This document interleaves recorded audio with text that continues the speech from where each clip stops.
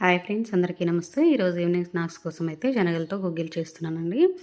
ఈ గుగ్గిలు వండడానికి ముందు ఒక 30 మినిట్స్ అయితే కడిగి ఒక 2 టైమ్స్ కడిగి బాగా నానబెట్టుకున్న వాటర్ పోసి ఇంకా కుక్కర్లో వేసుకొని 6 లేదా 7 విజిల్స్ వచ్చిన తర్వాత వార్చుకున్నాం.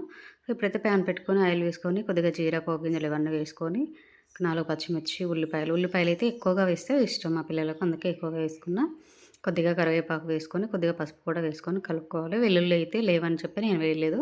వెల్లుల్లి కూడా కొద్దిగా కచ్చపచ్చగా దంచి వేసుకుంటే ఆ ఫ్లేవర్ టేస్ట్ అనేది బాగుంటుంది. ఉల్లిపాయలు అయితే కొద్దిగా మగ్గిపోయినాయి కదా, ఇంకా ఇప్పుడు బాగా డీప్ ఫ్రై అవ్వాల్సిన అవసరం అయితే లేదు. కొద్దిగా కారం వేసుకొని మనం ఉడికించుకున్న ఈ శనగలు ఉన్నాయి కదా, ఇవైతే యాడ్ చేసుకొని ఇంకా 2 నిమిషాలు అయితే ఇలా కలుపుతూ ఉండాలన్నమాట. అప్పుడు ఈ కారం అనేది పచ్చితనం పోయి మంచిగా శనగలకు అనేది పట్టేస్తుంది, టేస్ట్ బాగుంటుంది. సో ఇంకా శనగల గుగ్గిళ్ళు అయితే రెడీ అయినాయి కదా. ఇది హెల్త్కి కూడా చాలా మంచిది, మీరు ట్రై చేయండి ఫ్రెండ్స్. బాయ్.